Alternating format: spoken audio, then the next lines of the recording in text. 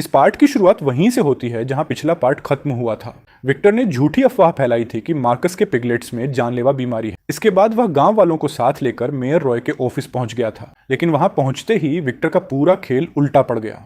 Marcus ने सारे सबूत पेश कर दिए कि विक्टर उसके फार्म के बारे में झूठी अफवाहें फैला रहा था। अब आगे विक्टर के चेहरे का रंग उड़ गया। वह झटके से अपनी कुर्सी से खड़ा हो गया। उसकी आंखों में साफ घबराहट दिखाई दे रही थी। उसे कभी उम्मीद नहीं थी कि हालात ऐसे पलट जाएंगे। मेरे पास सिर्फ कानूनी दस्तावेज ही नहीं थे, बल्कि उसकी झूठी बातें रिकॉर्ड भी थीं और उसकी तोड़फोड़ की वीडियो भी। कमरे में अचानक सन्नाटा छा गया। गांव वालों की नजरें बदल चुकी थीं। अब वे विक्टर को पहले जैसी नजर से नहीं देख रहे थे। मेयर रॉय ने लाल मुहर लगे दस्तावेजों को देखा, फिर विक्टर के पीले पड़ चुके चेहरे को। उसने गहरी सांस छोड़ी। विक्टर, तुम बहुत ज्यादा आगे बढ़ चुके हो। मार्कस का फार्म पूरी तरह लाइसेंस प्राप्त है और हर नियम का पालन करता है। अगर तुमने एक और अफवाह फैलाई या फिर कोई और तमाशा किया तो यह गांव तुम्हें माफ नहीं करेगा। विक्टर ने मुंह खोला, लेकिन उसके पास कहने के लिए कुछ नहीं था। वह चुपचाप मुड़ा और बिना पीछे देखे गांव के ऑफिस से बाहर निकल गया। मैं उसे जाते हुए देखता रहा, लेकिन मुझे कुछ महसूस नहीं हुआ। ये तो बस उसकी पहली बेइज्जती थी, अभी और भी बाकी थी। फार्म का निर्माण मेरी उम्मीद से कहीं ज्यादा तेजी से आगे बढ़ रहा था। मार्च के अंत तक दोनों स्टैंडर्ड बार्न पूरी तरह तैयार हो चुके थे। काउंटी लाइफ स्टॉक ब्यूरो के अधिकारी निरीक्षण करने आए और मौके पर ही मेरे फार्म को पूरे टाउनशिप का आधिकारिक इको फार्मिंग मॉडल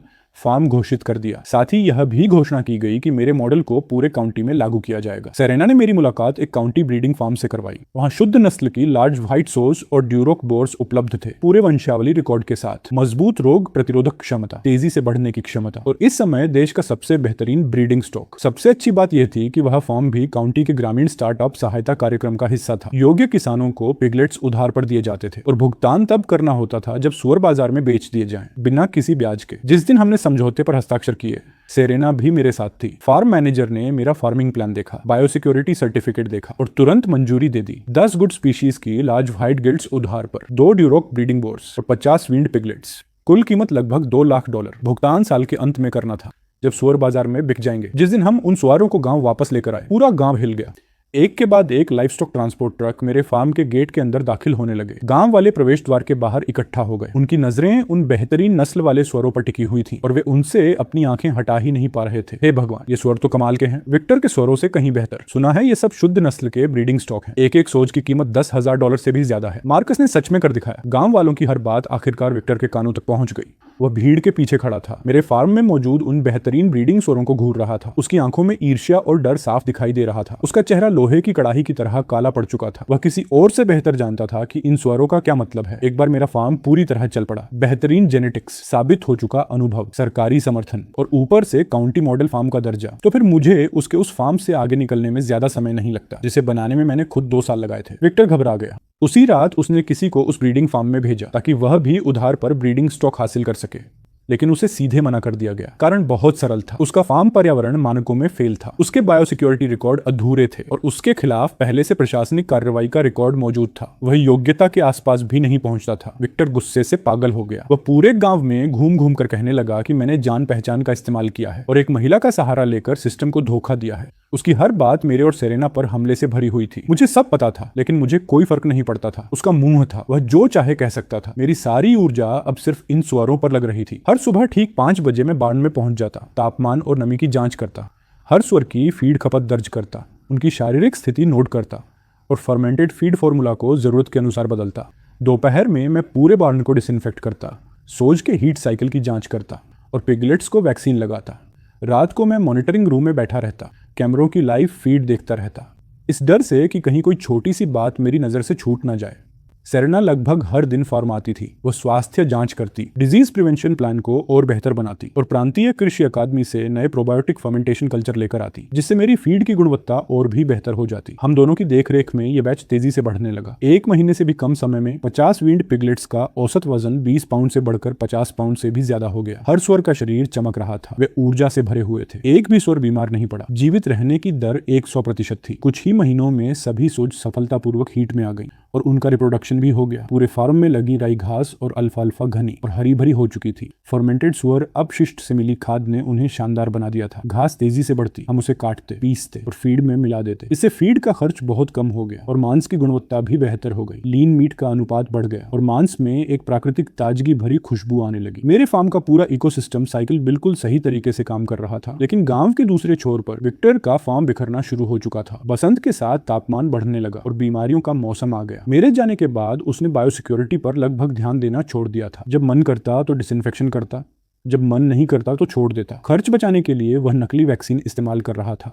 अब पूरे फार्म में सूअरों को खांसी और बुखार होने लगा। कई फैटनिंग पिग्स बिना किसी स्पष्ट कारण के मर गए। उसने एक पशु चिकित्सक को बुलाया। डॉक्टर ने बताया कि यह खराब नियंत्रण वाले पोर्साइन रिप्रोडक्टिव एंड रेस्पिरेटरी सिंड्रोम से उत्पन्न सेकेंडरी इन्फेक्शन है। दवाइयों का कोई असर नहीं हुआ और ज्यादा सूअर मरने लगे। आखिरकार हताश होकर विक्टर मेरे फार्म पर मदद मांगने आ गया। उस दिन मैं फर्मेंटेशन रूम में फीड तैयार कर रहा था, तभी वह अंदर आया। उसके चेहरे पर बनावटी मीठी मुस्कान थी, हाथ में सिगरेट का एक डिब्बा था। मार्कस, पहले मैंने तुम्हारे साथ गलत किया था, लेकिन तुम बड़े दिल वाले इंसान हो, उस बात को दिल पर मत लो। डायना ने आज चिकन सूप बनाया है, आज रात हमारे घर खाने पर आ जाओ और आते आते मेरे फार्म पर भी एक नजर डाल देना। सूअर लगातार मर रहे हैं, मेरे पास अब कोई और रास्ता नहीं बचा। मैंने उसके चेहरे की तरफ देखा। वह खोखली बेशर्म एक्टिंग कर रहा था, लेकिन मेरे अंदर उसके लिए सिर्फ नफरत बची थी। जब उसने मेरे मुनाफे का हिस्सा हड़प लिया था और हंसते हुए कहा था कि मेरी नौकरी तो जंजीर से बंधा कोई कुत्ता भी कर सकता है, क्या उस समय उसने आज के इस दिन के बारे में सोचा था, जब वह आधी रात को मेरी मेम्ब्रेन काट रहा था और मेरे सूअरों के बारे में झूठी अफवाहें फैला रहा था? क्या उसने तब इस पल के बारे में सोचा था? माफ करना विक्टर, मेरे पास समय नहीं है। मैंने उसकी तरफ देखा तक नहीं। मैं लगातार फीड मिलाता रहा। मुझे पूरा फार्म संभालना है, मैं कहीं नहीं जा सकता। और वैसे भी मैं तो सिर्फ सूअरों को खाना खिलाने वाला आदमी हूँ। मुझे इन सब चीजों की क्या समझ होगी? तुम किसी ज्यादा योग्य इंसान को ढूंढ लो। विक्टर का चेहरा जम गया। वह वहीं खड़ा रह गया। कुछ पल तक उसके मुंह से एक शब्द भी नहीं निकला। फिर दांत भींचते हुए बोला, मार्कस, ज्यादा घमंड मत करो। तुम्हें सूअरों के बारे में थोड़ा बहुत पता है तो क्या हुआ? मैं मानने को तैयार नहीं हूं कि मेरा फार्म तुम्हारे बिना नहीं चल सकता। उसने हाथ में पकड़ी सिगरेट की डिब्बी जमीन पर फेंक दी और गुस्से में बाहर निकल गया। मैं उसे जाते हुए देखता रहा। उसके चेहरे पर गुस्सा और अपमान साफ दिखाई दे रहा था। मेरे होंठों से एक ठंडी हंसी निकल गई। मेरे बिना तुम्हारा फार्म सच में नहीं चल सकता। तुम्हें लगता है कि कुछ सूअरों का मरना ही सबसे बड़ी समस्या है। तुम्हें अभी कुछ पता ही नहीं है। असली तबाही अभी तुम्हारा इंतजार कर रही है। विक्टर खाली हाथ लौट गया, लेकिन अपनी बायोसिक्योरिटी या प्रबंधन सुधारने के बजाय उसने अपनी हर असफलता का दोष मुझ पर डाल दिया। उसके दिमाग में सिर्फ एक ही बात थी, अगर मैं वापस गांव ना आता, अगर मैंने अपना फॉर्म न बनाया होता, तो उसे यह बेइज्जती नहीं झेलनी पड़ती, लोग उसका मजाक नहीं उड़ाते और उसका फॉर्म भी बर्बाद नहीं होता। उसने अपनी हर नाकामी की जिम्मेदारी मेरे सिर पर डाल दी और उसके बाद उसने जो किया, उसने सारी सीमाएं पार कर दी, सीधे अपराध की सीमा में। अप्रैल के मध्य तक मेरे पहले बैच के फैटनिंग पिग्स का वजन 100 पाउंड से ऊपर पहुंच चुका था। सिर्फ 4 महीने बाद वे बाजार में बिकने के लिए तैयार हो जाते। मेरा प्रोबायोटिक फर्मेंटेड फीड लगातार बेहतर परिणाम दे रहा था। हर सूअर का दैनिक वजन बढ़ना 1.8 पाउंड तक पहुंच गया था, जो नॉर्मल फीड की तुलना में लगभग आधा पाउंड ज्यादा था। और सबसे बड़ी बात, सूअर लगभग कभी बीमार नहीं पड़ते थे। दवाइयों का इस्तेमाल भी बहुत कम करना पड़ता था। एक दिन एक बड़े स्लॉटर हाउस का मालिक खुद फार्म देखने आया। उसने पूरे ऑपरेशन का निरीक्षण किया और उसी समय खरीद का कॉन्ट्रैक्ट साइन कर दिया। जब तुम्हारे सूअर तैयार हो जाएंगे, मैं पूरा बैच खरीद लूंगा, मार्केट रेट से 50 सेंट ज्यादा कीमत पर। डिलीवरी के समय पूरा भुगतान, एक पैसा भी नहीं काटूंगा। जिस दिन कॉन्ट्रैक्ट साइन हुआ, मैं और सेरेना ने फार्म पर छोटा सा जश्न मनाया। हमने कुछ खास पकवान बनाए। मेरे माता पिता भी आए। पूरा परिवार हंसता रहा, इतना कि सबके चेहरे दर्द करने लगे। पिताजी ने अपना गिलास उठाया, उनकी आंखें नम थीं। मार्कस, तुम्हारा बाप जिंदगी में कुछ खास नहीं कर पाया, तुम्हें भी बहुत मुश्किलें झेलनी पड़ी, लेकिन आज तुम्हें यहाँ तक पहुंचते देखकर मुझे तुम पर बहुत गर्व है। पिताजी, अब से चीजें और बेहतर होने वाली हैं। हमने अपने गिलास आपस में टकराए। मेरा दिल खुशी से भर गया। इन 4 महीनों में मैंने कितना संघर्ष किया था, कितनी रातें बिना सोए बिताई थी, इसका असली बोझ सिर्फ मैं जानता था। लेकिन जो विक्टर आगे करने वाला था, उसके लिए मैं भी तैयार नहीं था। इस बार उसने सीधे मेरे सूअरों को निशाना बनाया। उस रात मैं अपने माता पिता और सेरेना के साथ खाना खाने के बाद उन्हें घर छोड़कर वापस फार्म लौट रहा था। समय लगभग रात के 10 बजे का था। हर रात की तरह मैंने पूरे फार्म का चक्कर लगाया, दरवाजे जांचे, खिड़कियां जांची, फीड रूम भी देखा। सब कुछ नॉर्मल लग रहा था। इसके बाद मैं आराम करने के लिए अपने छोटे प्लाईवुड वाले कमरे में चला गया। लेकिन रात के लगभग 2 बजे मेरा फोन अचानक जोर से बज उठा। सिक्योरिटी अलर्ट, कोई फीड रूम में घुस चुका था। मैं एक झटके में बिस्तर से उठ खड़ा हुआ और तुरंत लाइव कैमरा फीड खोली। स्क्रीन पर 2 लोग दिखाई दे रहे थे। दोनों ने मास्क और टोपी पहन रखी थी। उन्होंने फीड रूम का ताला तोड़ दिया था और धीरे धीरे अंदर घुस रहे थे। उनमें से एक आदमी लंगड़ा कर चल रहा था। मैं उसे तुरंत पहचान गया, वह विक्टर था। दूसरा उसका साला ब्रैंडन था। विक्टर ने अपनी जैकेट के अंदर हाथ डाला और एक सफेद प्लास्टिक की बोतल बाहर निकाली। उसने ढक्कन खोला और पूरी सफेद पाउडर वाली सामग्री फर्मेंटेड फीड के बड़े ढेर में उड़ेल दी। फिर फावड़े से उसे अच्छी तरह मिला दिया। काम पूरा होने के बाद दोनों अंधेरे में परछाइयों की तरह गायब हो गए। मैं स्क्रीन को घूरता रह गया। गुस्से से मेरा पूरा शरीर कांप रहा था। मैं अच्छी तरह जानता था कि वह पाउडर क्या था, सोडियम सल्फेट। कम मात्रा में इसका इस्तेमाल सूअरों के लिए रेचक यानी लैक्सेटिव के रूप में किया जाता है, लेकिन ज्यादा मात्रा में यह भयंकर दस्त पैदा करता है। शरीर में पानी की भारी कमी हो जाती है, अंग काम करना बंद कर देते हैं और अंत में मौत हो जाती है। विक्टर ने पूरी बोतल उसमें डाल दी थी। अगर मैंने आज रात ये सब कैमरे में न देखा होता, अगर कल सुबह वही फीड सूअरों को खिला दी जाती, तो मेरा एक भी सूअर जिंदा नहीं बचता। ये सिर्फ तोड़फोड़ नहीं थी, ये मेरी पूरी जिंदगी बर्बाद करने की कोशिश थी। मैंने तुरंत फोन उठाया और पुलिस को कॉल कर दिया। साथ ही मैंने पूरी सिक्योरिटी फुटेज का बैकअप बना लिया, क्लाउड स्टोरेज में भी और 2 अलग अलग यूएसबी ड्राइव्स में भी। कुल मिलाकर 3 बैकअप। 20 मिनट से भी कम समय में थाना पुलिस मौके पर पहुंच गई। मैं उन्हें सीधे फीड रूम में ले गया। मैंने उन्हें जहरीली फीड दिखाई, टूटा हुआ ताला दिखाया और पूरी सिक्योरिटी फुटेज भी चलाई। वीडियो देखने के बाद पुलिस अधिकारियों के चेहरे सख्त हो गए। ये अब कोई सामान्य झगड़ा नहीं है, ये एक व्यवसाय को जानबूझकर नुकसान पहुंचाने की कोशिश है। उन्होंने तुरंत फीड से पाउडर के सैंपल लिए और उन्हें लैब जांच के लिए भेज दिया। सिक्योरिटी फुटेज को सबूत के रूप में अरेस्ट कर लिया गया और सभी के बयान दर्ज किए गए। जब तक यह सब खत्म हुआ, सुबह हो चुकी थी। सेरेना भी जल्दी जल्दी वहां पहुंच गई। जहरीली फीड देखकर उसका चेहरा गुस्से से सफेद पड़ गया। यह आदमी पूरी तरह पागल हो चुका है। इस तरह का काम करने वाला सीधे जेल जाएगा। मैंने उस जहरीली फीड को देखा। मेरी आंखें बिल्कुल शांत थी। मैं हमेशा जानता था कि विक्टर इतनी आसानी से नहीं रुकेगा, इसीलिए मैंने पूरे फार्म में कैमरे लगवाए थे। लेकिन मैंने कभी नहीं सोचा था कि वह इतना बेवकूफ होगा कि सीधा अपराध करने तक उतर आएगा। अब जब उसने यह रास्ता चुन लिया है तो मैं भी इसे आखिर तक देखूंगा। सुबह 10 बजे विक्टर अपने घर पर बैठा मेरे फार्म के बर्बाद होने की खबर का इंतजार कर रहा था। लेकिन उसकी उम्मीद के उलट पुलिस उसके दरवाजे पर पहुंच गई और उसे तथा उसके साले ब्रैंडन को साथ लेकर चली गई। कुछ ही मिनटों में यह खबर पूरे गांव में फैल गई। पूरा गांव हैरान था। किसी ने नहीं सोचा था कि विक्टर सच में किसी की फीड में जहर मिलाएगा। यकीन नहीं होता। विक्टर ने सोरों को जहर देने की कोशिश की। वह मार्कस को पूरी तरह बर्बाद करना चाहता था। मुझे हमेशा से पता था कि वह अंदर से सड़ा हुआ इंसान है। पहले उसने मार्कस की 2 साल की मेहनत लूट ली और अब यह पूरी तरह पागल हो चुका है। अब तो मामला अपराध का है, सीधे जेल जाएगा। जो किया है वही भुगतेगा। विक्टर की पत्नी डायना बुरी तरह घबरा गई। वह रोती हुई मेरे घर पहुंची और आते ही मेरे सामने घुटनों पर बैठ गई। मार्कस, मैं तुमसे हाथ जोड़ती हूँ। विक्टर से गलती हो गई। वह कुछ समय के लिए अपना दिमाग खो बैठा था। तुम अच्छे इंसान हो, बस इस बार उसे माफ कर दो। अगर वह जेल चला गया तो हमारा परिवार बर्बाद हो जाएगा। डायना जमीन पर बैठकर फूट फूट कर रोने लगी। मेरी माँ उसे देखकर पिघल गई। मार्क्स, शायद इसे जाने देना चाहिए। आखिर तुम सब एक ही गांव के हो। हर दिन एक दूसरे का सामना करना पड़ता है। मैंने डायना को जमीन से उठाया, लेकिन मेरी आवाज में जरा भी नरमी नहीं थी। डायना, जब विक्टर मेरी फीड में जहर मिला रहा था, क्या उसने सोचा था कि उसे हर दिन मेरा सामना करना पड़ेगा? जब वह मेरे सारे स्वरों को मारकर मेरी जिंदगी बर्बाद करना चाहता था, क्या तब उसने दया दिखाने के बारे में सोचा था? कानून कोई ऐसी चीज नहीं है जिसे तोड़कर वापस लौटाया जाए। उसने कानून तोड़ा है, अब उसे उसका परिणाम भुगतना होगा। मैं कोई माफी का पत्र नहीं लिखूंगा। अदालत जो फैसला करेगी वही होगा। डायना समझ गई कि उसे कुछ नहीं होने वाला। उसका चेहरा तुरंत बदल गया। वह खड़ी हुई और चीखने लगी। मार्कस, ज्यादा मत उछलो। उसने सिर्फ तुम्हारी फीड में कुछ मिलाया था। तुम्हारे स्वर तो मरे भी नहीं। क्या सच में तुम उसे इस बात पर जेल भेज दोगे? यह मामला यहीं खत्म नहीं हुआ है। इतना कहकर वह गुस्से में वहां से निकल गई। मैं उसे जाता हुआ देखता रहा। मेरे अंदर कोई हलचल नहीं हुई। खत्म नहीं हुआ। जिसका समय खत्म होने वाला है वह विक्टर है। आखिरकार, क्योंकि वह जहरीली फीड सोरों को खिलाई नहीं गई थी, इसलिए कोई वास्तविक आर्थिक नुकसान नहीं हुआ। और चूंकि यह विक्टर का पहला अपराध था, उसे 15 दिन की प्रशासनिक हिरासत और $5000 का जुर्माना मिला। जिस दिन विक्टर हिरासत केंद्र से बाहर निकला, वह पूरी तरह टूटा हुआ आदमी बन चुका था। अब वह किसी की आंखों में आंखें डालकर बात नहीं कर पाता था। जहां भी जाता लोग उसे देखकर फुसफुसाने लगते। लेकिन जब भी वह मेरे फार्म की तरफ देखता, उसकी आंखों में नफरत उबलती दिखाई देती। फिर भी वह अपनी हद में रहने लगा। अब उसमें मेरे फार्म के पास आने की भी हिम्मत नहीं थी। समस्या यह थी कि उसका अपना फार्म अंदर से पूरी तरह सड़ चुका था। उन 15 दिनों के दौरान जब वह हिरासत में था, फार्म संभालने वाला कोई नहीं था। डिसइंफेक्शन पूरी तरह बंद हो गया। मरे हुए स्वरों को बिना किसी सुरक्षित प्रक्रिया के सीधे बार्न के पीछे वाली खाई में फेंका जाने लगा। मई के आखिर तक तापमान 90 डिग्री से ऊपर पहुंच गया और फार्म की हालत तेजी से बिगड़ने लगी। बीमारी आखिरकार पूरी तरह फैल गई। सबसे पहले नर्सरी पेन में मौजूद पिगलेट्स प्रभावित हुए। तेज बुखार, दस्त और उल्टियों का बड़ा प्रकोप फैल गया। कोई भी इलाज काम नहीं कर रहा था। सिर्फ एक ही दिन में 20 से ज्यादा पिगलेट्स मर गए। फिर फैटनिंग पिग्स में भी लक्षण दिखाई देने लगे। उन्होंने खाना खाना छोड़ दिया। उनकी त्वचा बैंगनी पड़ने लगी। उन्हें सांस लेने में परेशानी होने लगी और वे एक एक करके गिरने लगे। एक पशु चिकित्सक ने फार्म का निरीक्षण किया। सिर्फ एक नजर डालते ही उसका चेहरा पीला पड़ गया। तुरंत पूरे बार्न को खाली करो। ये बेहद संक्रामक बीमारी है। अगर और देर हुई तो इस फार्म का एक भी स्वर जिंदा नहीं बचेगा। विक्टर पूरी तरह घबरा चुका था। ये फार्म ही उसकी जिंदगी की सारी कमाई थी। अगर सारे स्वर मर गए तो वह सब कुछ खो देगा। वह पागलों की तरह इधर उधर भागने लगा। एक के बाद एक डॉक्टर बुलाने लगा। सबसे महंगी दवाइयां इस्तेमाल की, लेकिन कुछ भी काम नहीं आया। मरे हुए स्वरों के शव पूरे फार्म में जमा होने लगे। दुर्गंध इतनी भयानक थी कि कई किलोमीटर दूर तक महसूस की जा सकती थी। पूरा गांव उस बदबू को महसूस कर सकता था। जब यह खबर मेरे पास पहुंची, मैं और सेरेना सोज का अल्ट्रासाउंड कर रहे थे। हम गर्भावस्था की जांच कर रहे थे। सेरेना ने भौहें सिकोड़ ली। बहुत संक्रामक बीमारी है।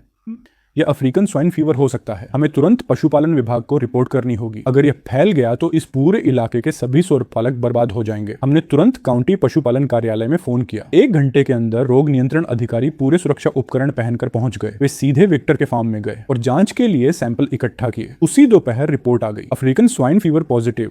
यह फर्स्ट स्टेज की पशु बीमारी थी। एक बार पुष्टि हो जाने के बाद कानून के अनुसार सभी जानवरों को तुरंत समाप्त करना जरूरी था। सभी शवों का सुरक्षित निपटान, पूरे फार्म का पूर्ण डिसइंफेक्शन और 3 महीने तक नए स्वर लाने पर प्रतिबंध। जब अधिकारियों ने विक्टर को यह आदेश सौंपा तो वह वहीं जमीन पर गिर पड़ा। उसका चेहरा बिल्कुल सफेद हो चुका था। 200 से ज्यादा फैटनिंग पिग्स, दर्जनों सोज, एक एक स्वर को समाप्त कर दफनाया जाना था। उसका फार्म खत्म हो चुका था। उस दिन पूरा गांव विक्टर की चीखें सुन सकता था और डायना की रोने की आवाजें भी। सुरक्षा सूट पहने अधिकारी फार्म में घुसे। सभी सुअरों को हटाया गया, उन्हें निर्धारित स्थान पर ले जाकर गहराई में दफनाया गया और नियमों के अनुसार उनका निपटारा किया गया। विक्टर खाली पड़े फार्म को घूरता रह गया। सिर्फ एक रात में उसके आधे बाल सफेद हो गए। उसने सिर्फ पिछले 2 साल की कमाई ही नहीं गंवाई थी।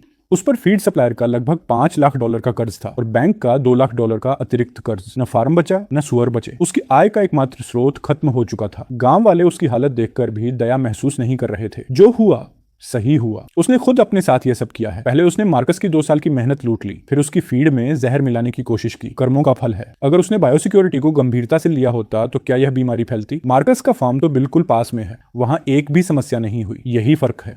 पहले ऐसे पैसे उड़ाता था जैसे पूरा गांव उसी का हो। अब देखो उसकी हालत, कंगाल हो गया और कर्ज में डूब गया। अब देखेंगे कितना रौब दिखाता है। गांव वालों का हर शब्द विक्टर के दिल में चाकू की तरह चुभ रहा था और हमेशा की तरह वह इसका दोष भी मुझ पर डाल रहा था। उसके दिमाग में यही चल रहा था कि अगर मैं नहीं होता तो वह इस हालत में नहीं पहुंचता।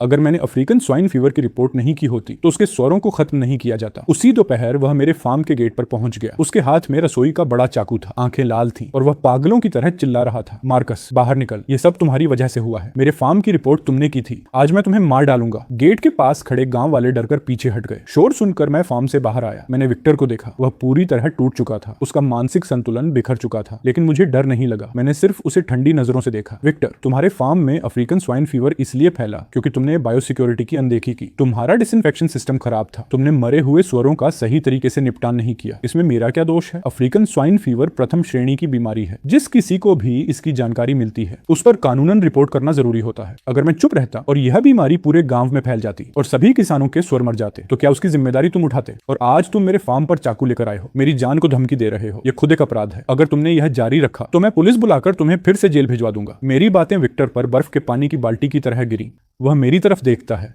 फिर गांव वालों के चेहरों पर भरे तिरस्कार। उसके हाथ से चॉपर जोर की आवाज के साथ नीचे गिर जाता है। फिर वह जमीन पर घुटनों के बल गिर पड़ता है और एक बेसहारा आवारा कुत्ते की तरह फूट फूट कर रोने लगता है। सब खत्म हो गया। मेरा पिग फार्म खत्म हो गया। मेरा पैसा चला गया। मैं कर्ज में डूब चुका हूँ। मेरी पूरी जिंदगी बर्बाद हो गई। उसे इस तरह टूटते हुए देखकर भी मेरे अंदर कोई इमोशन नहीं उठता, जरा सी भी दया नहीं। हर दयनीय इंसान के पतन के पीछे एक कारण होता है और विक्टर की बर्बादी पूरी तरह उसकी अपनी करतूतों का नतीजा थी। जब उसने 2 साल तक मेरी मजदूरी हड़प ली थी तब क्या उसने सोचा था कि एक दिन ऐसा भी आएगा जब वह रात में चुपके से मेरे फार्म में घुसकर नुकसान पहुंचाता था, मेरे खिलाफ झूठ फैलाता था और मेरे चारे में जहर मिलाता था? तब क्या उसने सोचा था कि उसका अंत ऐसा होगा? जब उसने कुछ पैसे बचाने के लिए बायोसेफ्टी नियमों को नजरअंदाज किया और पूरे पिग फार्म के भविष्य को दांव पर लगा दिया, तब क्या उसने कभी इसके नतीजों के बारे में सोचा था? उसने खुद यह रास्ता चुना था। अब उसे इसके कड़वे फल अकेले ही खाने होंगे।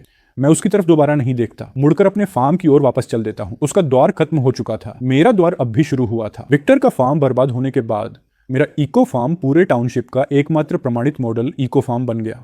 जून के अंत तक मेरे पहले बैच के मोटे किए गए सुअर 200 पाउंड वजन तक पहुंच चुके थे और बाजार में बेचने के लिए लगभग तैयार थे। इनमें से हर एक को मैंने अपने खास प्रोबायोटिक फर्मेंटेड फीड पर पाला था, बिना किसी एंटीबायोटिक के। उनका मांस सख्त, घना और खूबसूरती से मार्बल्ड था। साधारण पोर्क की तुलना में उनकी गुणवत्ता बिल्कुल अलग स्तर की थी। सेरेना ने मांस के नमूने परीक्षण के लिए प्रांतीय कृषि विज्ञान अकादमी में भेजे। जिस दिन रिपोर्ट वापस आई हम दोनों उत्साह से भर गए। हर एक परीक्षण राष्ट्रीय ग्रीन फूड मानक से बेहतर निकला। लीन मीट रेशियो 65% तक पहुंच गया था। अनसैचुरेटेड फैटी एसिड की मात्रा नॉर्मल पोर्क से 30% अधिक थी। यह पूरी तरह प्रीमियम इको पोर्क के मानकों पर खरा उतरता था। रिपोर्ट हाथ में आते ही मैंने सीधे शहर की सबसे बड़ी premium fresh food chain fresh elite से संपर्क किया। यह कंपनी हाई एंड ऑर्गेनिक उत्पादों में विशेषज्ञ थी। पूरे प्रांत में इसकी दर्जनों शाखाएं थीं और पोर्क की गुणवत्ता को लेकर इनके मानक बेहद सख्त थे।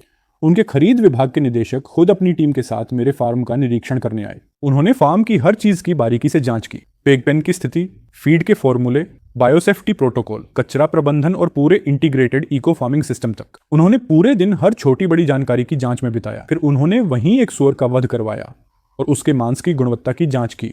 निरीक्षण पूरा होते ही उन्होंने तुरंत फैसला सुना दिया, मिस्टर चेन, आपके इको पोर्क की गुणवत्ता मेरे जीवन में देखे गए सबसे बेहतरीन पोर्क से भी बेहतर है। यह उस आयातित पोर्क से भी श्रेष्ठ है जिसे हम अभी बेचते हैं। हम आपके इस बैच के सभी 150 मोटे किए गए सुअर खरीदना चाहते हैं। लाइव वेट के हिसाब से 18 युआन प्रति पाउंड, यानी मौजूदा बाजार मूल्य से 3 युआन अधिक, और पूरी राशि अग्रिम भुगतान के रूप में दी जाएगी। एक भी पैसा रोका नहीं जाएगा। 18 युआन प्रति पाउंड। ये सुनते ही मेरा दिल जोर से धड़क उठा। मेरे दिमाग में तेजी से हिसाब चलने लगा। 150 सुअर, हर सुअर का औसत वजन 220 पाउंड, 18 युआन प्रति पाउंड, मतलब एक सुअर से लगभग 4000 युआन की कमाई। 150 सुअरों की कुल बिक्री लगभग 6 लाख युआन। फीड, पिगलेट और मजदूरी का खर्च निकालने के बाद भी 3 लाख युआन से अधिक का लाभ। सिर्फ यह एक बैच मेरी अब तक की पूरी निवेश राशि वापस दिला सकता था, और उसके बाद भी 1 लाख युआन से ज्यादा का साफ मुनाफा बचता। कोई समस्या नहीं, यह कीमत मुझे मंजूर है। आइए अनुबंध पर हस्ताक्षर करते हैं। मैंने अपनी खुशी को चेहरे पर नहीं आने दिया। उसी समय वहीं पर मैंने खरीद विभाग के निदेशक के साथ अनुबंध पर हस्ताक्षर कर दिए। अगली सुबह फ्रेश एलीट के रेफ्रिजरेटेड ट्रक एक के बाद एक मेरे फार्म में पहुंचने लगे। एक जैसी यूनिफॉर्म पहने कर्मचारी मेरे सभी तंदुरुस्त और शक्तिशाली सुअरों को ट्रकों में लादने लगे। हर सुअर मोटा,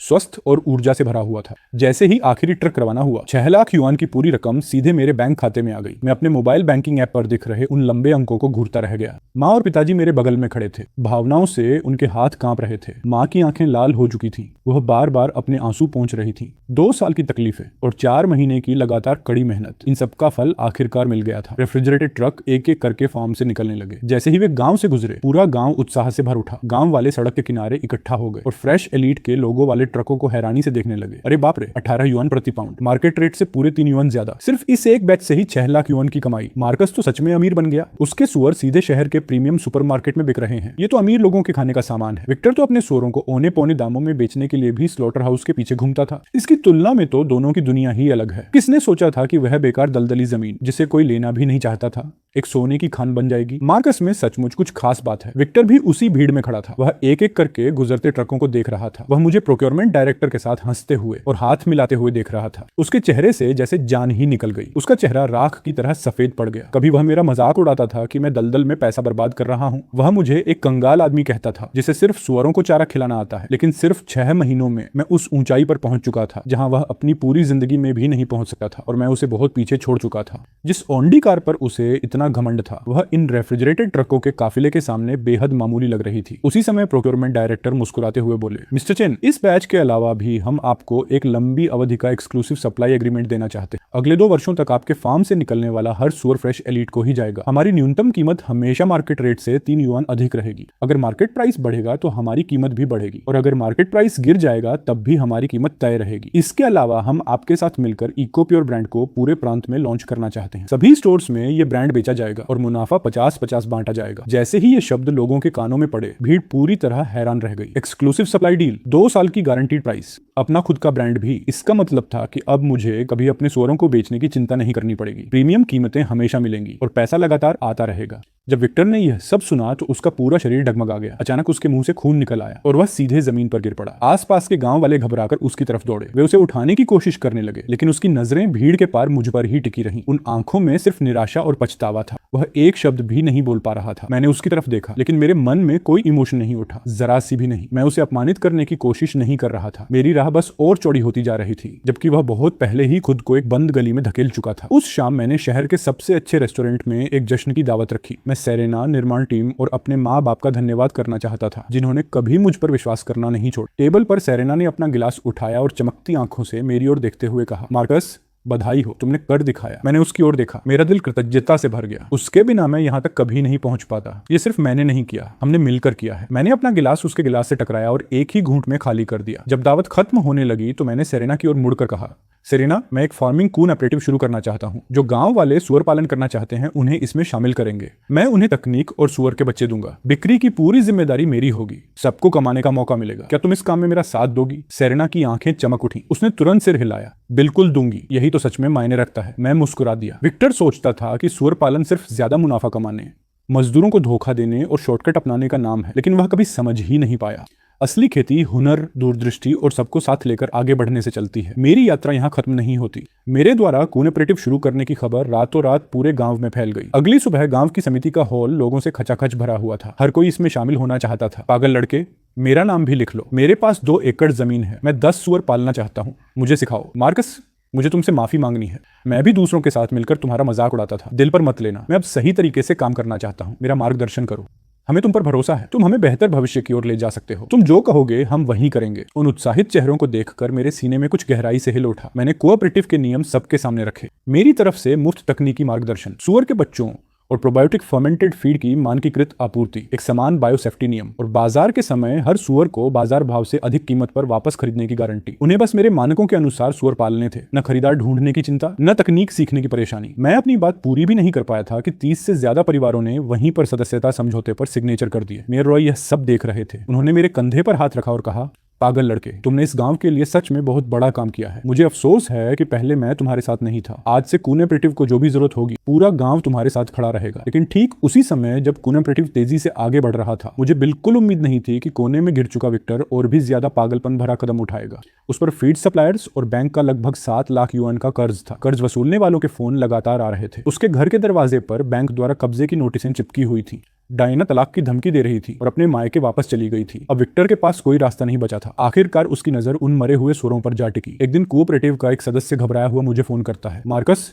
जल्दी यहाँ आओ। विक्टर ने उन मरे हुए सुअरों को फिर से जमीन से निकाल लिया है। रात के अंधेरे में उसने उन्हें एक ट्रक में लाद दिया। हमें नहीं पता वह उन्हें कहाँ ले जा रहा है। ये सुनते ही मेरा दिल बैठ गया। मैं तुरंत समझ गया कि वह क्या करने वाला है। कानून बिल्कुल साफ है। बीमारी से मरे हुए सुअरों का सुरक्षित तरीके से निपटान और गहरी दफन प्रक्रिया अनिवार्य है। उन्हें काटना, बेचना या कहीं ले जाना सख्त मना है। विक्टर ने उन सुअरों को इसलिए निकाला था ताकि उन्हें किसी अवैध स्लॉटर हाउस में बेचकर कर्ज चुकाने के लिए पैसे जुटा सके। यह सिर्फ एक गंभीर अपराध नहीं था, यह लोगों की जान के साथ खिलवाड़ था। अगर अफ्रीकन स्वाइन फीवर से संक्रमित सुअर खाद्य श्रृंखला में पहुंच जाते तो इसके परिणाम बेहद भयानक हो सकते थे। मैंने कोऑपरेटिव के सदस्य से कहा कि वह उस पर नजर बनाए रखे। फिर मैंने अपना फोन निकाला और पुलिस को कॉल कर दिया। साथ ही मैंने काउंटी मार्केट सुपरविजन ब्यूरो और पशुपालन विभाग को भी पूरी जानकारी दे दी। इसके बाद मैं और सेरेना तुरंत कार में बैठे और सदस्य द्वारा भेजी गई लोकेशन की तरफ निकल पड़े। विक्टर एक पुराने जर्जर ट्रक में मरे हुए सुअरों को भरकर पड़ोसी काउंटी के एक अवैध स्लॉटर हाउस की ओर जा रहा था।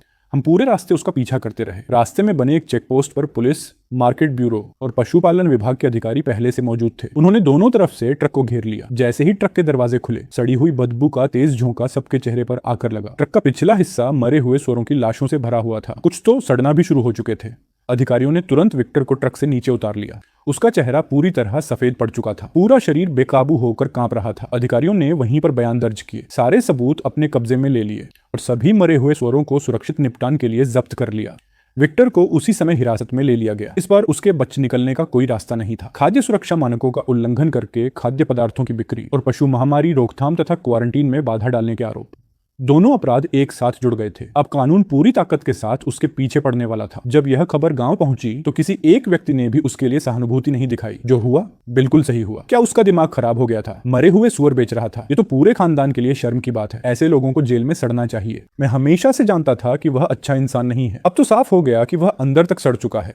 विक्टर की गिरफ्तारी के 7 दिन बाद उसकी पत्नी डायना ने तलाक की अर्जी दाखिल कर दी। वह बच्चों को लेकर अपने मायके चली गई और घर में बची हुई आखिरी चीज भी अपने साथ ले गई। जिस घर पर कभी विक्टर इतना घमंड करता था वह हमेशा के लिए उजड़ चुका था। लेकिन मेरे पास इन सब पर ध्यान देने का भी समय नहीं था। मेरा कोऑपरेटिव अब पूरी रफ्तार से आगे बढ़ रहा था। 30 से अधिक सदस्य परिवारों ने अपने अपने सही और आधुनिक सुअर बाड़े बना लिए थे। मैं और सेरेना हर दिन गांव घर घर जाकर काम करते थे। फीड फॉर्मूला को जरूरत के अनुसार बदलते, बायोसेफ्टी जांच करते, हर पिगलेट को सही जगह पहुंचाया गया और वे सभी अच्छी तरह बस चुके थे। काउंटी के अधिकारी कई बार निरीक्षण के लिए आए। उन्होंने मेरी कोऑपरेटिव को पूरे काउंटी की मॉडल रूरल रिवाइटलाइजेशन कोऑपरेटिव घोषित कर दिया। साथ ही उन्होंने फैसला किया कि मेरे इको फार्मिंग मॉडल को पूरे काउंटी में लागू किया जाएगा। फ्रेश एलीट स्टोर्स में मेरा इकोपोर आते ही बिक जाता था। इको प्योर ब्रांड अब पूरी तरह स्थापित हो चुका था। दूसरे क्षेत्रों के डिस्ट्रीब्यूटर्स भी मुझसे संपर्क करने लगे। हर कोई साझेदारी करना चाहता था। सब कुछ लगातार बेहतर होता जा रहा था। आखिरकार मैंने 2 साल के दर्द, अपमान और संघर्ष को एक मजबूत हकीकत में बदल दिया था। मैंने सिर्फ वह सब वापस नहीं पाया जो मुझसे छीना गया था, बल्कि पूरे गांव को भी समृद्धि की राह पर ला खड़ा किया था। 3 महीने बाद विक्टर के मुकदमे की सुनवाई शुरू हुई। मूल शिकायतकर्ता होने के नाते मैं भी अदालत में मौजूद था। कोर्टरूम के अंदर अभियोजन पक्ष ने सबूतों की पूरी श्रृंखला पेश की, भौतिक साक्ष्य, लिखित बयान और मृत सुअरों के मांस के उत्पादन तथा बिक्री से जुड़े लैब रिपोर्ट। इसके अलावा मेरे फार्म को नुकसान पहुंचाने की उसकी साजिश और झूठी बीमारी की अफवाहें फैलाने के प्रमाण भी रिकॉर्ड में थे। हर सबूत, हर अपराध लोहे की तरह मजबूत प्रमाण। विक्टर आरोपी के कटघरे में खड़ा था। उसके बाल पूरी तरह सफेद हो चुके थे। वह अंदर से टूटा हुआ लग रहा था। उसके पुराने घमंड का नामो निशान तक नहीं बचा था। वह किसी मिट्टी के ढेर जैसा दिखाई दे रहा था। आखिरकार अदालत ने फैसला सुनाया। आरोपी विक्टर लिन को खाद्य सुरक्षा मानकों पर खरा न उतरने वाले खाद्य पदार्थों के उत्पादन और बिक्री का दोषी पाया जाता है। उसे 2 वर्ष के निश्चित कारावास की सजा दी जाती है। साथ ही उसे पशु महामारी रोकथाम और क्वारंटीन कार्य में बाधा डालने का भी दोषी पाया जाता है। इस अपराध के लिए उसे 1 वर्ष 6 महीने की सजा दी जाती है। एकाधिक अपराधों को मिलाकर कुल 4 वर्ष के निश्चित कारावास की सजा सुनाई जाती है। इसके अतिरिक्त 1 लाख युआन का आपराधिक जुर्माना भी लगाया जाता है। फैसला सुनते ही विक्टर के पैरों ने जवाब दे दिया। वह कटघरे में ही ढह गया। अदालत के कर्मचारियों को उसे उठाकर बाहर ले जाना पड़ा। बाहर ले जाते समय उसकी नजर मुझ पर पड़ी। उसकी आंखों में केवल पछतावा था, लेकिन अब बहुत देर हो चुकी थी। 4 साल जेल में। जब तक वह बाहर आएगा, दुनिया बहुत आगे निकल चुकी होगी। उसने अपने ही हाथों से खुद को अंधेरे गड्ढे में धकेल दिया था। अदालत से बाहर निकलते समय सेरेना मेरे पास आकर खड़ी हो गई। उसने हल्के से मेरे कंधे पर हाथ रखा। सब खत्म हो गया। मैंने सिर उठाकर आसमान की ओर देखा, धीरे से सिर हिलाया और अपने जीवन की सबसे गहरी शांति महसूस की। अब हाँ, सब खत्म हो गया। पुराने दलदली इलाके में लौटने के बाद मैंने फार्म को और 20 एकड़ तक बढ़ा दिया। एक नया फीड प्रोसेसिंग प्लांट बनाया गया। साथ ही एक आधुनिक स्लॉटर सुविधा भी तैयार की गई। अब हमारे पास प्रजनन, पालन पोषण, वध और बिक्री तक की पूरी एकीकृत सप्लाई चेन थी। गांव के युवा भी अब अवसर देखने लगे थे। वे शहरों से वापस लौटने लगे और कोऑपरेटिव में शामिल होने लगे। कुछ लोग सुअरों की देखभाल संभालते, कुछ बिक्री का काम देखते और कुछ लोग लाइव स्ट्रीम चैनल चलाने लगे। पूरा गांव फिर से जीवित हो उठा। जो जगह कभी सुनसान हो चुकी थी, जहां धीरे धीरे लोग गांव छोड़कर जा चुके थे, वह अब काम और रोजगार से भर गई थी। हर घर में आमदनी आने लगी। अब किसी को शहर जाकर मजदूरी करने की जरूरत नहीं थी। गांव में नई कंक्रीट की सड़कें बनाई गई, नई स्ट्रीट लाइटें लगाई गई, एक सामुदायिक चौक भी बनाया गया। पूरा गांव पूरी तरह बदल चुका था। मेयर रॉय अक्सर कहा करते थे, आज इस गांव के पास जो कुछ भी है उसका श्रेय मार्कस को जाता है। लेकिन मैं जानता था कि यह कभी किसी एक इंसान का काम नहीं था। अगर सेरेना हर कदम पर मेरे साथ न होती, नीतियों को समझने में मदद न करती और तकनीकी काम न संभालती, तो मैं यहाँ तक कभी नहीं पहुंच पाता। और अगर गांव वालों का भरोसा न होता, तो यह कोऑपरेटिव भी कभी नहीं बन पाता। चंद्र कैलेंडर के आखिरी महीने का 28वां दिन था। नए साल में सिर्फ 2 दिन बाकी थे। कोऑपरेटिव की सालाना मुनाफा वितरण बैठक आयोजित की गई। सबसे ज्यादा कमाई करने वाले परिवार को 1 लाख युआन से भी अधिक मिले और सबसे कम कमाने वाले परिवार को भी 20,000 से 30,000 युआन तक प्राप्त हुए। जब सबके हाथों में पैसे से भरे लिफाफे पहुंचे, तो हर गांव वाले के चेहरे पर बड़ी मुस्कान थी। वे बार बार मेरा धन्यवाद कर रहे थे। बैठक खत्म होने के बाद सेरेना मुझे फार्म के पास वाली पहाड़ी पर ले गई। हम दोनों ऊपर खड़े होकर नीचे गांव और फार्म की रोशनी को देख रहे थे। पूरा इलाका जगमगा रहा था। सेरेना मुस्कुराई, फिर बोली, मार्कस, ये सब देखो, ये सब तुमने बनाया है। मैंने उसकी तरफ देखा, फिर नीचे फैली उस पूरी दुनिया को देखा। मेरे सीने में एक गहरी भावना उमड़ पड़ी। 1 साल पहले ये जगह सिर्फ एक दलदल थी, एक ऐसी बेकार जमीन जिसे कोई लेना भी नहीं चाहता था। लेकिन सिर्फ 1 साल बाद यही जगह पूरे गांव की समृद्धि का इंजन बन चुकी थी, एक सोने की खान। मैंने सेरेना की ओर मुड़कर देखा। इस सब में आधा हिस्सा तुम्हारा है। शुरुआत से ही तुमने बिना किसी सवाल के मुझ पर भरोसा किया, हर कदम पर मेरा साथ दिया। तुम्हारे बिना ये सब कभी संभव नहीं होता। मैंने अपनी जेब में हाथ डाला और एक छोटा सा रिंग बॉक्स बाहर निकाला। फिर मैं एक घुटने पर बैठ गया और वह बॉक्स उसकी तरफ बढ़ा दिया। सेरेना, पिछले 1 साल तक मेरे साथ चलने के लिए धन्यवाद। क्या तुम आने वाले हर साल भी मेरे साथ रहोगी? क्या हम मिलकर इस इको फार्मिंग के सपने को आगे बढ़ाएंगे और एक खूबसूरत जिंदगी भी साथ मिलकर बनाएंगे? सेरेना वहीं ठिठक गई। एक पल में उसकी आंखें लाल हो गईं, आंसू उसके गालों पर बहने लगे। उसने जोर से सिर हिलाया। हाँ, मैं तैयार हूँ। मैंने अंगूठी उसकी उंगली में पहना दी और उसे अपनी बाहों में भर लिया। नीचे गांव में एक के बाद एक पटाखों की आवाजें गूंजने लगी। पूरा आसमान रोशनी से भर गया। बारूद की खुशबू हवा में फैल गई। अगले बसंत तक मेरा इको फार्मिंग व्यवसाय एक नए स्तर पर पहुंच चुका था। हमने प्रांतीय कृषि विज्ञान अकादमी के साथ साझेदारी की और एक eco farming research and development centre स्थापित किया। सेरेना उस सेंटर की निदेशक बनी। उसने प्रोबायोटिक फर्मेंटेड फीड और इंटीग्रेटेड इको फार्मिंग सिस्टम पर शोध का नेतृत्व किया। नई तकनीकों को लगातार बेहतर बनाया गया, लागत कम की गई और पोर्क की गुणवत्ता लगातार बढ़ती गई। हमारे रोटारे एको प्योर ब्रांड को राष्ट्रीय ग्रीन फूड सर्टिफिकेशन भी मिल गया। इसके बाद हमने राष्ट्रीय स्तर के fresh food e commerce platform पर अपनी शुरुआत की। अब हमारे उत्पाद ऑनलाइन भी बिकते थे और ऑफलाइन स्टोर्स में भी। ब्रांड का नाम लगातार बढ़ता गया। दूसरे क्षेत्रों के किसान खास तौर पर हमें देखने आने लगे। वे मेरे फार्म पर सीखने के लिए आते थे। मैं सब कुछ खुले दिल से साझा करता था। इको फार्मिंग के तरीकों के बारे में कुछ भी छिपाता नहीं था। मैं तो मुख्य तकनीकें भी हर छोटे बड़े विवरण सहित सौंप देता था। कोई मुझसे पूछता, क्या तुम्हें डर नहीं लगता कि दूसरे लोग तुमसे आगे निकल जाएंगे? मैं हमेशा मुस्कुराकर कहता, एक व्यक्ति कितनी दूर जाता है ये इस बात पर निर्भर नहीं करता कि वह कितने लोगों को पीछे छोड़ता है, बल्कि इस पर निर्भर करता है कि वह अपने साथ कितने लोगों को आगे लेकर जाता है। यह उद्योग तभी फलता फूलता है जब हर कोई गुणवत्ता के प्रति प्रतिबद्ध। जब सभी लोग मिलकर मानकों को ऊंचा उठाते हैं तो पूरा उद्योग ऊपर उठता है और हम सभी और आगे बढ़ते हैं। विक्टर ने सूअर पालन को अपना निजी साम्राज्य समझ लिया था। वह यह सहन नहीं कर सकता था कि कोई उससे बेहतर करे। उसने अपने आसपास के हर व्यक्ति को नुकसान पहुंचाने की कोशिश की और आखिरकार खुद को ही एक कोने में धकेल दिया।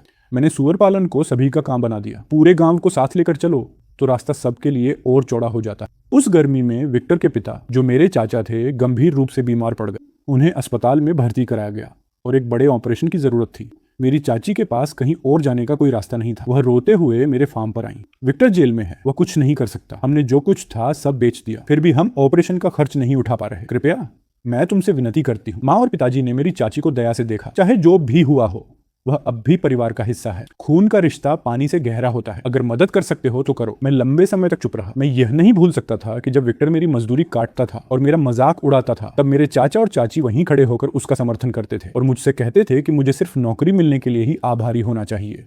जब विक्टर ने मेरे चारे में जहर मिलाया था, तब उन्होंने मेरे बचाव में एक शब्द भी नहीं कहा था। लेकिन अस्पताल के उस बिस्तर पर अपने चाचा को धीरे धीरे कमजोर पड़ते हुए देखकर मेरा दिल पिघल गया। मैं अस्पताल गया और उनके ऑपरेशन का पूरा खर्च चुकाया। मैंने सबसे अच्छे उपलब्ध सर्जन को बुलाया। ऑपरेशन के बाद मेरे चाचा खतरे से बाहर थे। मेरी चाची ने मेरा हाथ पकड़ लिया और पूरी तरह टूटकर रोने लगी। वह बार बार माफी मांगती रही, कहती रही कि वे गलत थी, कि वे माता पिता के रूप में असफल रही। मैंने बस इतना कहा, बीती बातों को बीत जाने दो, पैसे अपने पास रखो। परिवार यही करता है। मैं विक्टर को माफ नहीं कर रहा हूँ। मैं सिर्फ इतना चाहता हूँ कि पुरानी दुश्मनी मुझे सही काम करने से न रोके।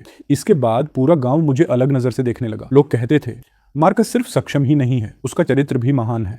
कोई और शायद कभी उस व्यक्ति की मदद नहीं करता जिसने उसके साथ इतना बुरा किया हो। मध्य शरद उत्सव, मिड ऑटम फेस्टिवल से पहले मैं विक्टर से मिलने जेल गया। अंदर बिताए 1 साल से अधिक समय ने उसे पूरी तरह बदल दिया था। उसका बहुत वजन कम हो चुका था। वह लगभग पहचान में नहीं आता था। उसका घमंड गायब हो चुका था। अब उसके भीतर सिर्फ सुन्नता और थकी हुई टूटन बची थी। जब उसने मुझे देखा तो कुछ देर तक घूरता रहा, फिर अपना सिर झुका लिया। मार्कस, मुझे माफ कर दो। मेरे पिता के ऑपरेशन के पैसे देने के लिए धन्यवाद। मैंने कहा, मुझे धन्यवाद मत दो, वह पैसा मेरे चाचा के लिए था। उसका तुमसे कोई संबंध नहीं। मैं उसकी ओर देखता हूँ। मेरी आवाज स्थिर थी। तुम्हारे साथ जो कुछ भी हुआ वह सब तुमने खुद अपने ऊपर लाया है। मैं यहाँ तुम्हारा मजाक उड़ाने नहीं आया हूँ। मैं सिर्फ तुम्हें यह बताने आया हूँ कि तुम्हारे पिता का ऑपरेशन सफल रहा, वह ठीक हो रहे हैं। तुम्हें उनकी चिंता करने की जरूरत नहीं है। अपनी सजा अच्छे से पूरी करो और बाहर आकर एक नई शुरुआत करो। विक्टर ने अपना सिर उठाया। उसकी आंखों से तुरंत आंसू बहने लगे। उसने दोनों हाथों से अपना चेहरा ढक लिया और फूट फूट कर रोने लगा। मार्कस, मैं गलत था। मैं बहुत गलत था। अगर उस समय मेरा दिमाग न फिरा होता, अगर मैंने तुम्हारे साथ धोखा न किया होता और तुम्हारे खिलाफ न गया होता, तो मैं कभी यहाँ नहीं पहुंचता। मैंने तुम्हें निराश किया।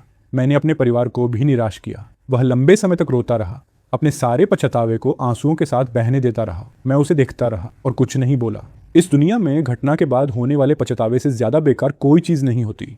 अगर उस समय उसके भीतर जरा सा भी जमीर होता तो यह सब कभी नहीं होता। जब मुलाकात खत्म हुई, मैं खड़ा हुआ और बाहर निकल गया। जेल के फाटक से बाहर कदम रखते ही धूप की गर्म किरणें मेरे कंधों पर पड़ी। हमारे बीच जो कुछ भी था वह उसी पल खत्म हो गया था जब उसने वे शब्द कहे थे। ये माफी नहीं थी, बस अतीत को छोड़ देना था। उसका अपना रास्ता था, मेरा अपना रास्ता था, और मैं उसी की ओर बढ़ रहा था। समय बहुत तेजी से बीता। देखते ही देखते 2 और साल गुजर गए। इन 2 वर्षों के दौरान मेरा इको फार्मिंग व्यवसाय और अधिक स्थिर तथा मजबूत होता गया। इको प्योर ब्रांड पूरे प्रांत में इको पोर्क के सबसे प्रसिद्ध नामों में से एक बन गया। देश भर में ब्रांड के स्वामित्व वाली 20 से अधिक प्रत्यक्ष दुकानें खुल गईं। 200 से अधिक प्रीमियम सुपरमार्केटों के साथ साझेदारियां स्थापित हो गईं। वार्षिक राजस्व 20 करोड़ युआन से भी ऊपर पहुंच गया। सहकारी संस्था एक गांव से बढ़कर आसपास की 8 टाउनशिप तक फैल गई। 500 से अधिक किसान परिवार इससे जुड़ चुके थे और 1000 से अधिक लोगों के लिए रोजगार पैदा हुआ। यह संस्था प्रांतीय स्तर की आदर्श किसान सहकारी संस्था बन गई। सेरेना और मेरी शादी 2 साल पहले हो चुकी थी। हमारी शादी के दिन पूरा गाँव खुशी से झूम उठा था। गाँव वाले स्वयं आगे आए और मदद करने लगे। गांव के प्रवेश द्वार से लेकर हमारे घर तक की सड़क लाल लालटेन से सजा दी गई, जो 9 वर्ष से भी अधिक जीवंत लग रही थी। मेयर रॉय हमारे विवाह के गवाह बने। समारोह में उन्होंने माइक्रोफोन उठाया और भावनाओं से कांपती आवाज में कहा, मार्कस और सेरेना इस गांव को मिले सबसे बड़े उपहार हैं। इनके बिना आज जो कुछ भी है वह अस्तित्व में नहीं होता। इस गांव के हर पुरुष, हर महिला और हर बच्चे की ओर से मैं तुम दोनों को सुखद वैवाहिक जीवन और जीवन भर साथ रहने वाली खुशियों की शुभकामनाएं देता हूं। चारों ओर जोरदार तालियां और जयकारे गूंज उठे। मैंने अपने बगल में शादी के जोड़े में खड़ी सेरेना की ओर देखा और मेरा हृदय खुशी से भर उठा। हम पहली बार उस दलदली जमीन पर मिले थे और अब हर तूफान का सामना साथ करते हुए, एक दूसरे को बढ़ते हुए देखते हुए हम कंधे से कंधा मिलाकर खड़े थे। वह मेरे व्यवसाय की साझेदार थी, मेरे जीवन की साथी थी और इस दुनिया में सबसे प्रिय व्यक्ति थी। हमारी शादी के दूसरे वर्ष में हमारी एक बेटी हुई। उसका निकनेम नाना है। उसका पूरा नाम चेन्यांग किंग है। उसके नाम का एक एक अक्षर हम दोनों के नामों से लिया गया है। माँ और पिताजी हर दिन अपनी पोती को गोद में उठाते हैं और इतनी चौड़ी मुस्कान बिखेरते हैं मानो उनके चेहरे खुशी से फट पड़ेंगे। उनकी सेहत दिन ब दिन बेहतर होती जाती है। जो चिंता पहले हमेशा उनके चेहरों पर दिखाई देती थी वह अब पूरी तरह गायब हो चुकी है। गांव की सूरत इतनी बदल चुकी है कि उसे पहचानना भी मुश्किल हो गया है। जो कभी एक गरीब और भुला दिया गया घाटी क्षेत्र था वह अब प्रांत का आदर्श इको फार्मिंग गांव बन चुका है। हर परिवार ने नया घर बना लिया है और एक गाड़ी खरीद ली है। गांव के स्कूल का नवीनीकरण किया जा चुका है। बुजुर्गों की देखभाल के लिए एक वृद्धाश्रम भी बनाया गया है। बूढ़े और बच्चे सभी आराम और सुरक्षा के साथ जीवन बिता रहे हैं। पुराना दलदली क्षेत्र अब एक इको फार्मिंग पर्यटन पार्क बन चुका है। शहरों से लोग यहाँ घूमने आते हैं और ग्रामीण जीवन का अनुभव करते हैं। ये एक लोकप्रिय पर्यटन स्थल बन गया है।